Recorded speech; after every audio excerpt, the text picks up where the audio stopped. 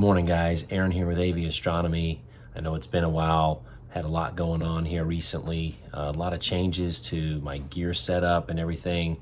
And if you've been following me on Twitter, you know I've been talking about my new Orion Optics CT8 Newtonian, which I absolutely love by the way, and a new camera system I'm using. It's the ASI 294 mono camera, and I've been starting out playing around with narrowband filters. So what I wanted to do today was just kind of do like a brief introductory tutorial to SHO narrowband processing with Photoshop. There's a lot of great videos out there on doing this in PixInsight, but only a small handful with Photoshop. And I consider this introductory because I'm still learning myself, but I love to pass on what I learned to others. So hopefully it helps you guys get started off on the right track here. So without any further ado, let's get started. Let's go ahead and jump into this tutorial.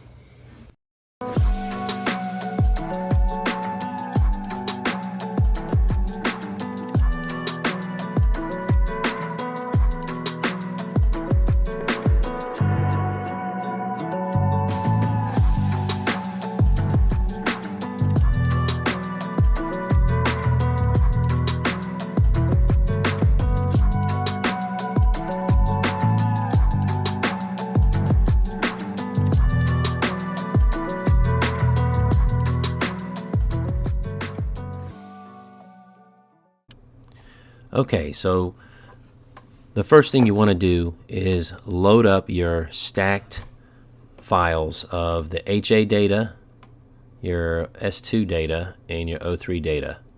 Now, if you're not sure how to stack your data in something like Deep Sky Stacker, I have a separate tutorial that I will go ahead and put a link in the description for you to review. It's very straightforward, easy to use, but it'll get you going on getting this data stacked to this point. So we're going to start out with our TIFF files here, and let's just go ahead and, since this is on the first tab, with the Sulfur 2 and get started with that. Now, as you can see, there's not a whole lot to see here at first, but what we're going to do is, first of all, convert this into a RGB color image. I mean, you can go ahead and do that to all of them. RGB color. There. Click on the next tab, go to image, mode, and that one's actually already in RGB color, so we're good there. Alright, and now we can start our stretches.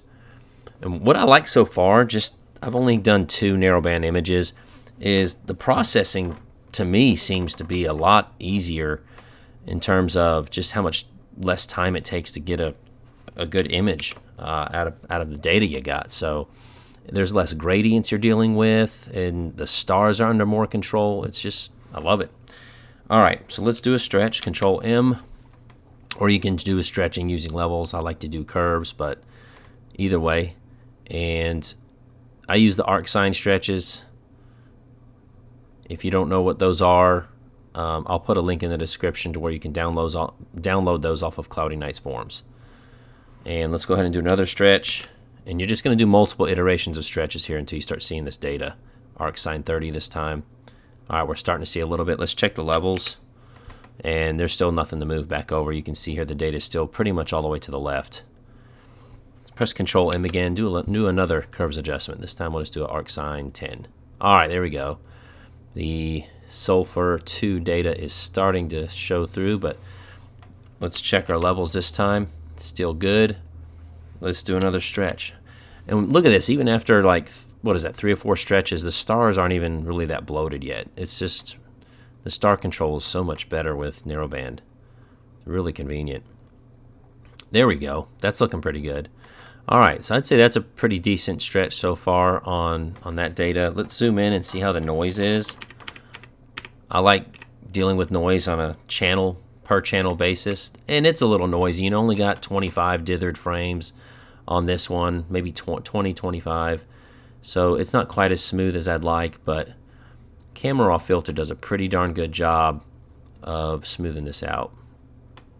So let's zoom in and let's go to detail, noise reduction. We'll just drag that slider over just a tad. There we go, just to clean that up a bit. Bam. All right, I'm good with that for now. Let's move on to the HA data. Do the same thing. Duplicate the layer. Do your stretching. I usually start out with a big arcsine 100. Do it again. Control M. It's just like the last setup. It's going to take several stretches. Now this HA data's coming through a lot sooner than the S2 did. Because you probably... Alright, and here we go. Let's do an arcsine 30. Oh yeah, that's looking good there. Look at all that HA data. Awesome. And that's looking pretty clean. I think it had a little more frames than this one. Yeah, I don't even think that needs any noise reduction whatsoever. It's a pretty smooth, clean frame there. 03. Now, you're going to find that with this particular target, Control J to duplicate, and let's start stretching again. There's just not a whole lot of data here. This particular, oops, hold on a second. Let's just make sure this is on the right mode. Oh, it's on grayscale. That's the problem. There we go. Yeah, hold on. Let's flatten this image. Thought I had converted that over, but apparently not. Image mode, RGB color. There we go. All right. Arcsine 30. Let's do 100. It just doesn't seem like there's a lot here. It's very, very faint, and honestly, it would take a lot more data than I got. I only got like 3 hours on here. I think with the 03 data, it would probably take at least 2 or 3 times as much to get a stronger signal of the 03 data. I just don't think there's a lot in this particular target. But let's go ahead and do this like we should anyway. There we go. That might be a bit too much. Let's go do a 10. Okay. That's good. I know it doesn't look like there's anything there, but there is a little bit of faint detail in there somewhere. All right, let's flatten these out. So go to Layer, Flatten. Same thing here. Let's go ahead and flatten that. And I would not do any crop adjustments yet. It just makes it, in my opinion, a little more difficult to line up the stars and everything, because that's what we're going to do next. So now we're going to paste these into a new file. We're going to go File, New, but first we're going to copy this. So Control A, Control C, and then go to File, New, and it's copied to the clipboard with the same specs of what that image is, and just hit Create. And there you go. So we're going to go over to the Channels tab here, and we're going to paste, which one we have highlighted? The S2. We're going to paste that to the red channel because we're going for like a Hubble palette type thing here.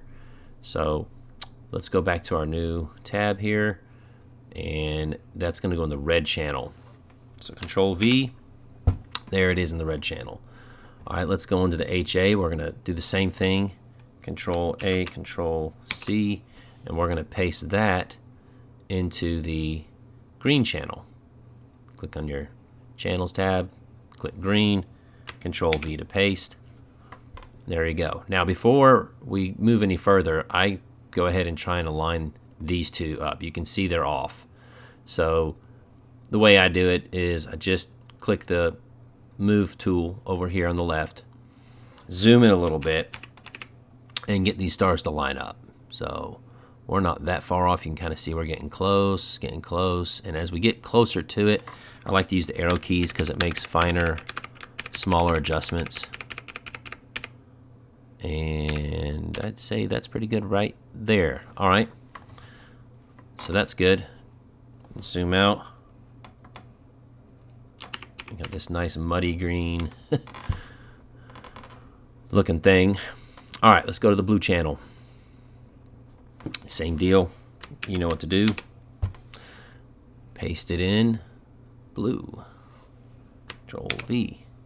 And then click on one of the other two. You know these, the red and the green are aligned, so just click on, we'll just do the green now and get it aligned. Now, this particular channel I did on a separate night, and the camera angle was altered a bit, so you know, you want to avoid that just for simplicity reasons, but if you can't, you're going to have to make some adjustments on the angle and the size of this even sometimes. So this is a good example of that. So what we're going to do is press Control T, okay, And we're going to rotate and move this thing around so that it aligns with these other stars. So let's see here. It's rotate left. I think a little right there. Let's try and put that right there.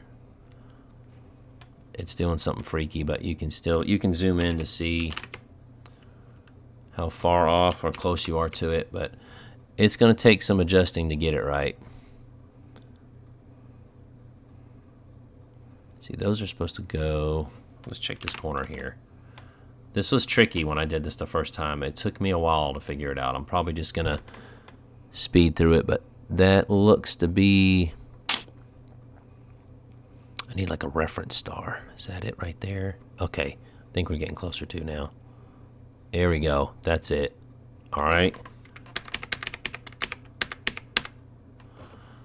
And a little more rotation. You can see down here the rotation's off a little right there.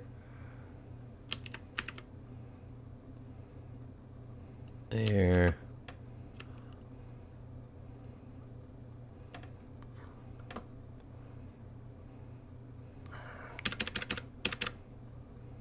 Rotate there. All right, that's a little better. Let's check this corner.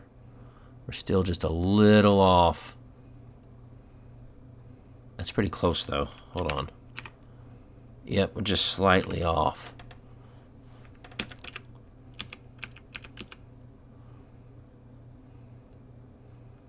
Yep, let's do a little rotate. There we go.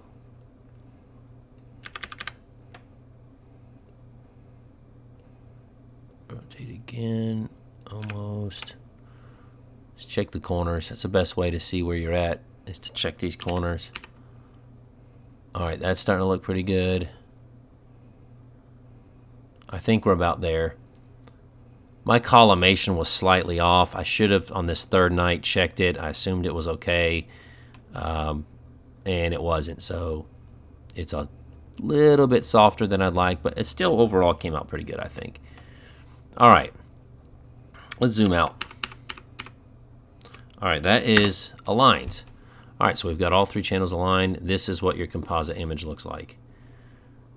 Kind of funky, if you ask me. All right. Let's crop this thing. Let's, hold on, let's turn off the selection tool here. There we go. Let's crop this. Let's get rid of all these stacking artifacts and get the meat of the image here. Oh, there we go, right about like that. And I'm gonna have to shrink that in a little bit more. Pull that in there.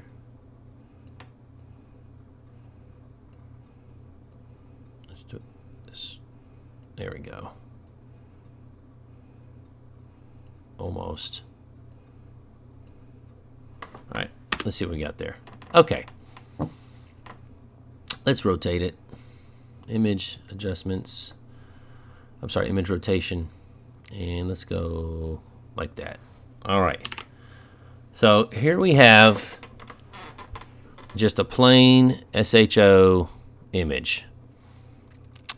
But now what you want to do is play around with selective color to get this thing looking more like, if you're going for Hubble palette, which is what I was going for, this is what you do. So go into selective color, so mode, adjustments, selective color.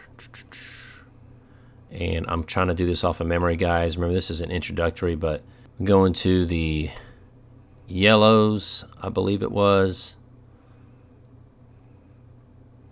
Yep, and pull out the cyan. That's going to give you a little more of that orangish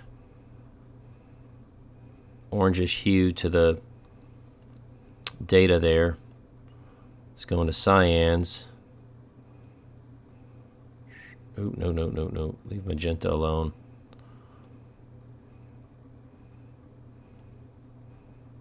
And yellow.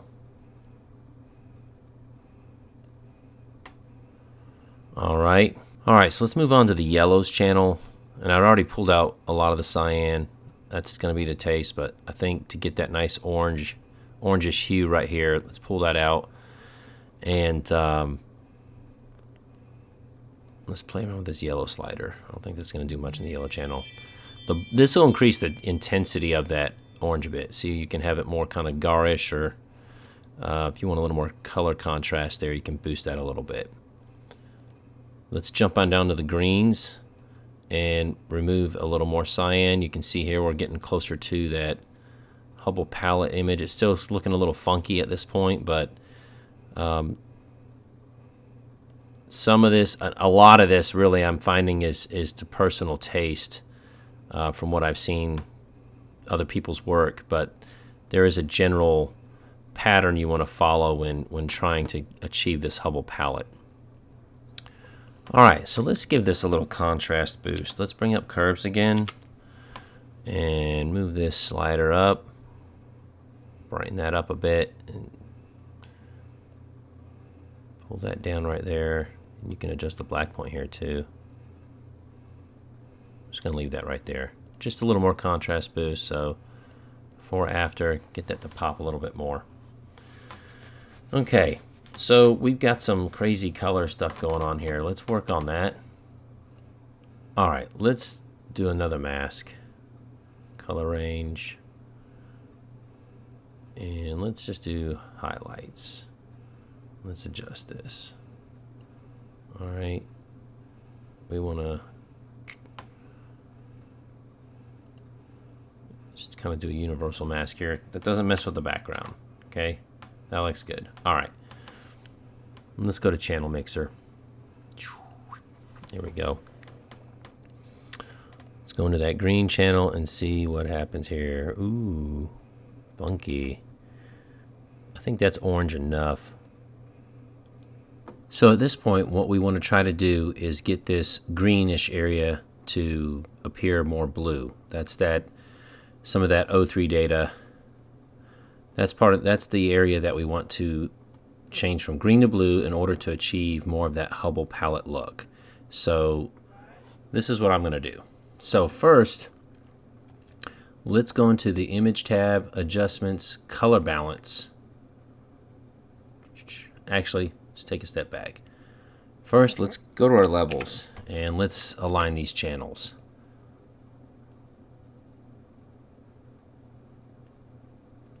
Then do the green. And let's see what happens when we do the blue. Wow, the blue's really way off. Not that far. Let's go right there. Okay.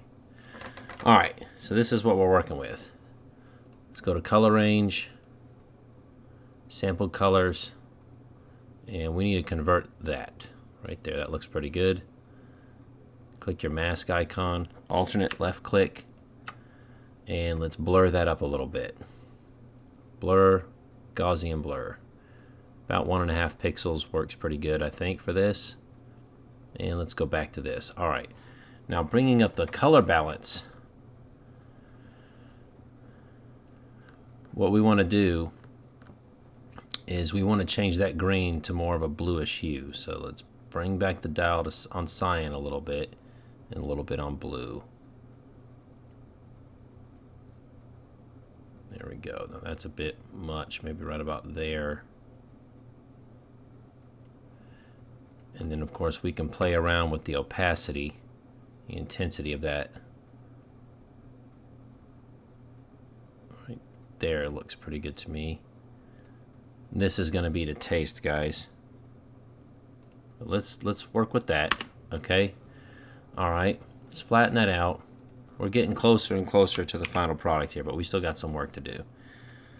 Let's bring up curves. And let's adjust that. Let me give it a little more pop. There we go. All right. I've got a habit of, once I get to a point where I like what I see, I just flatten it out. You can always step back if you need to, but our background here is still, ooh, we got, you know what, let's crop that out. We got a little chunk here that just, there we go. Let's duplicate that layer, Control J, and let's check levels again. Still need to move these sliders over. Get these channels aligned. And let's see what happens here. The blue is still, there we go. All right. Before, after. Let's go into camera raw filter again.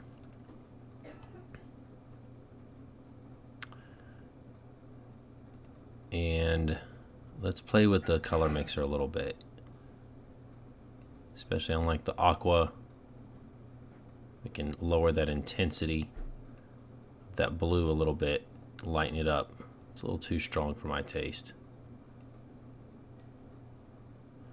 I think that's all that's going to really adjust here. Oh, the red's a little bit. Oranges. Oh, here we go. Get a little more detail right there. Make that pop just a bit. There we go. Back to here. Let's look at clarity. A little vibrance. I think saturation's good. Let's just leave that alone. Alright, there we go. We're making this pop a little bit more. Let's go into the stretch tab again. Let's put a little anchor point right here. And pop that nebula. There we go. And here we go, before and after.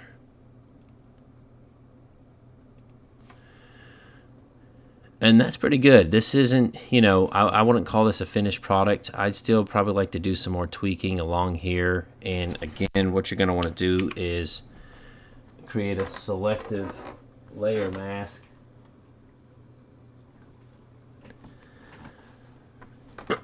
of this area. And you can simply do that by going into Select, Color Range, and it's actually kind of pre-selected it already. I kind of like that. Let's play with the fuzziness slider. Oh no, we don't want that much. Maybe right about there. Range there. That's good. Hit the mask icon. Click. Always blur it up a little bit just to soften it so you don't have such harsh edges when you're making these edits. And once again, let's pull up selective color and let's tweak that just a little bit more. You can play around with this in Channel Mixer as well. In fact, let's see what happens here. Let's go into Channel Mixer.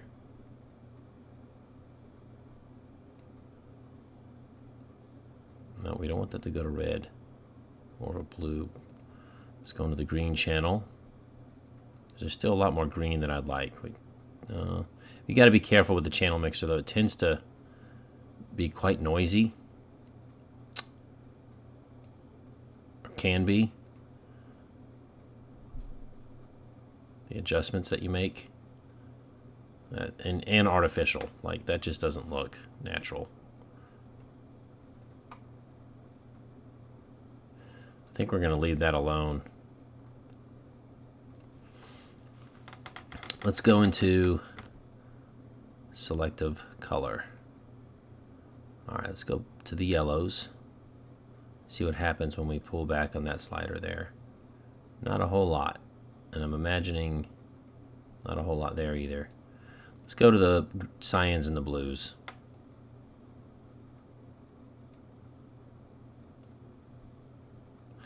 They're going to be minor adjustments at this point. Let's take this on up to, let's make some adjustments here with color balance. This is where I was able to make, I think, in the latter part of the processing, most of the tweaks I needed to make to make this really pop the way I wanted it to. No, it's just affecting that masked area. But you can see it's got more of a... Alright, let's do this again, only this time let's make a larger mask, because all of this right here is still kind of greenish, and we really want that to be more of a blue. So let's create another mask. And a lot of this, guys, especially for me, I'm no expert. There's some trial and error here for sure with what I'm doing here. I'm still learning, but hopefully some of the techniques I'm using here will help some of you newer astrophotographers in processing using Photoshop. So let's play around with this new mask here. Let's go to color balance again. And let's make that adjustment. Okay. Careful though. See what that does? You lose your detail if you get too crazy with it. Get that blue. It's too much though. Okay. Alright, so that's not bad. It's not what I would call a finished product yet, but it's not bad. Let's look at our levels one more time. They're pretty much aligned, and that's about as dark as I want to get that background. I mean, we could clip the edge here a little bit. We're not actually clipping data, just the areas that don't really have much data, if any.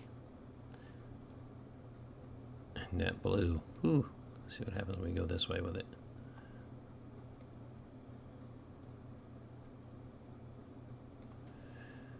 All right, let's look at the before and after. It's got a little more of a bluish cast, which is what I like. And guys, you can continue to do iterations of this until you get to the level of punch and contrast and the color palette that you're going for. But yeah, that's about it. This is pretty much, this so far anyway, is my workflow in doing a SHO palette. Again, this is not, I'm no expert by any stretch of the imagination, but this is kind of me working through it, and hopefully some of the things I've done in this video will help some of you out. Well guys, I hope you found that video at least a little helpful. Again, this is really kind of new territory for me, and I'm having a lot of fun with it, but I've still got a lot to learn. But hopefully there's some stuff I did in here with some of the techniques I use that may help some of you, or at least one person, do this a little bit better. So with that, thanks for watching. God bless. Keep on looking up, keep on seeking, and until next time, clear skies. Take care.